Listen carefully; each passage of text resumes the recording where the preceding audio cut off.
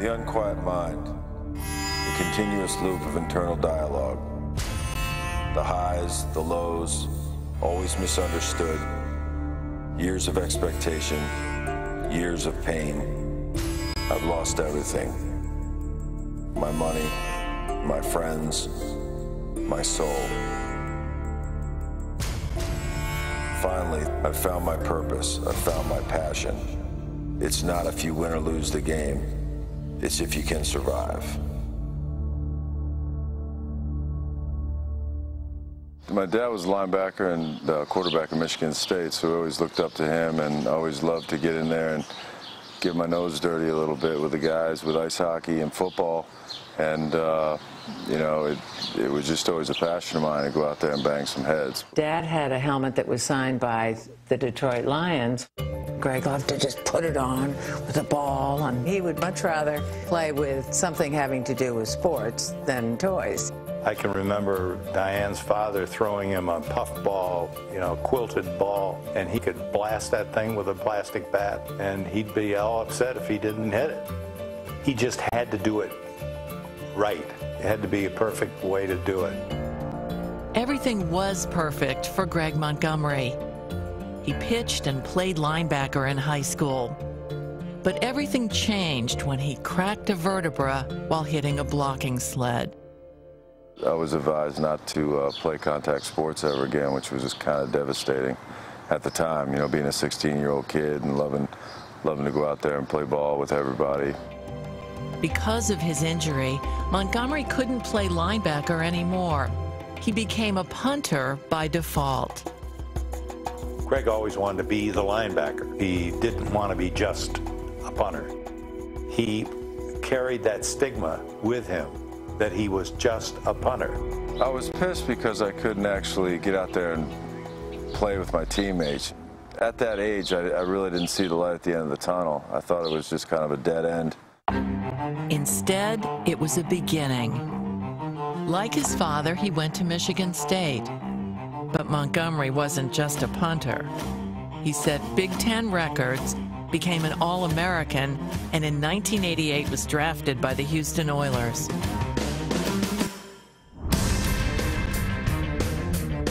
Greg played in the NFL for 9 years and was a two-time All-Pro. He was an exceptional punter by anyone's standards, except his own. The anxiety of leading up to each punt and the pressure of me wanting to hit the perfect punt took its toll on me. I would try to punt the ball instead of allow my foot to release into the ball. I was squeezing, I was trying too hard. I put so much pressure on myself and I did somewhat alienate myself. It started to get really bad.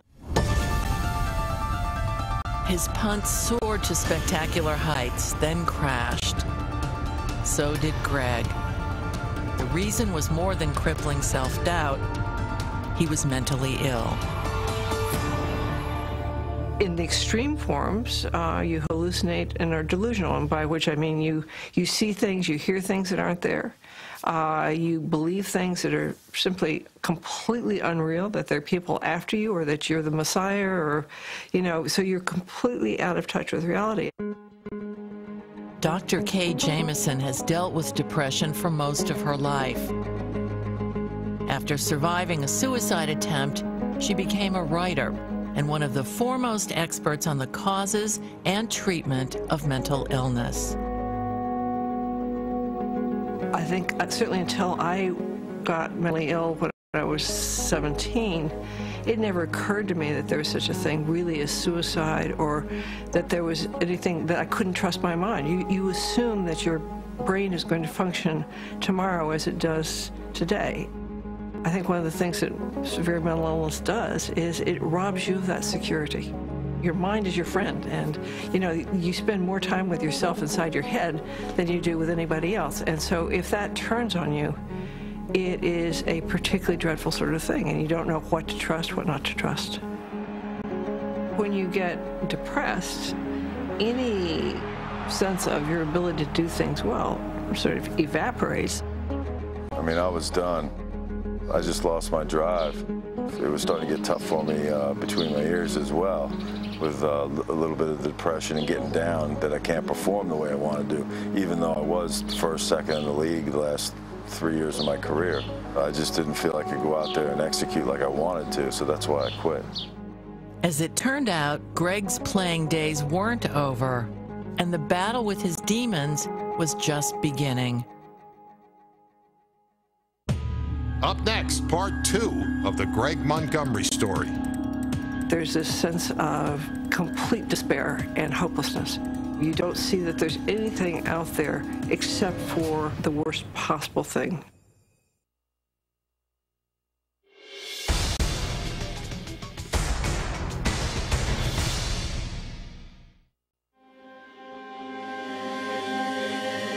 Greg Montgomery's retirement lasted just 1 year.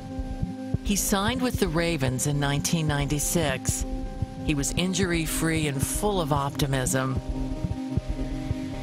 Greg had a wild new look about him that included painting his fingernails purple. But he was even wilder on the inside, his mind constantly racing with ideas.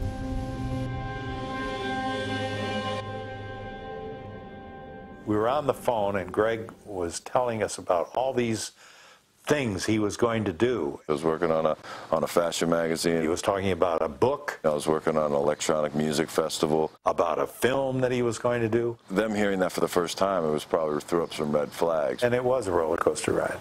Your thoughts in mania very often are going so fast that you cannot control them. And that, for many people, and myself included, when I first went mad, that was the thing that unglued me even more than being delusional or having hallucinations, was my thinking was so fast, I could not remember the beginning of a sentence by the time I got to the end of a sentence in my head. This is a terrifying experience. Montgomery was spinning out of control, supercharged 1 week, exhausted the next. Then, before a 1997 preseason game, he had a panic attack. I couldn't catch the ball in pregame. I couldn't feel my hands. My heart was racing. Getting my hand kicked by Stover as I fumbled the ball. And it was one of those deals where it's almost where you want to go home. He didn't even know if he could catch the ball, much less punt it. But he just gritted his teeth, got in there, and it was a 65-yard bullet. But he really had to cope with some demons that day. So that was horrible, horrible, horrible, horrible. Montgomery was diagnosed with bipolar disorder. He received medication, then soon after, he left the game for good. Bipolar illness is treatable. A lot of people have it. Really painful if it isn't treated. You're painful aware of not only are you in a terrible state yourself, but you are affecting other people. You know, hearing about bipolar disorder and reading about it and knowing that Greg tended to be much more on the depressive side. Of course, you think suicide.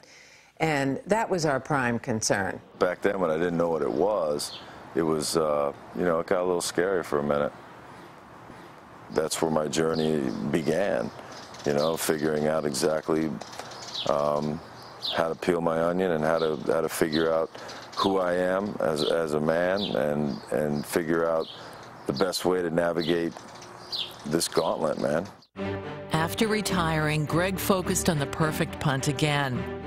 He studied golf and baseball swings and analyzed his film. Finally, he discovered the secret.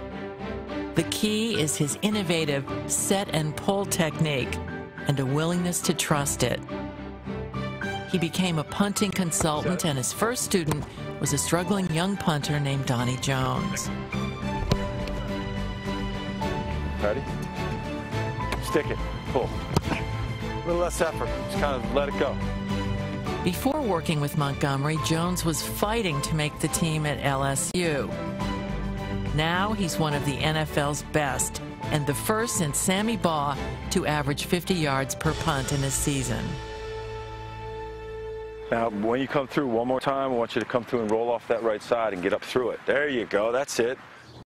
You know, I can't speak more for what he's done for me, the stuff we accomplished, the things that we went through. And, you know, I don't know that I'd be where I'm at today without the help of Greg Montgomery. All right, let's do a couple, just a couple set and pull drills. Remember? You know, I think he's got a gift. The stuff I learned, you know, it's priceless. There you go. For years, Greg was underwater, and he's back in it again. The perfect place to perfect a fluid punting motion. So he'll get in the pool, and he'll actually take his steps in slow motion and bounce, and then pull his ankle up, set his foot, and pull his knee forward, and then allow it to snap out of the pool. Remember, man, we're doing the set and pull. We're gonna set that knee and pull with the hip flexor, right? And you know just to relax and trust it, right? I think it's the greatest form of resistance, just getting in there and swinging against the water. I've always thought that the pool is a great tool to use. We're just going 1, 2. 1, 2, 3. Yep, 1, 2, 3, pull. Trust it, pull, relax, excellent. My gift is to give away what I've got in my mind, all my, you know, all the trials and tribulations. Basically, I was sharpening my tools. I was building my war chest to be able to share the wisdom that I've earned over the years. Mentoring young punters has given Montgomery's life a purpose. Raising money and awareness for the thousands suffering with bipolar disorder has given it meaning. As far as the mental health awareness, it's working with a bunch of organizations that want to help further the cause, to raise money for research, and as well as help those in need when it comes to dire times for them.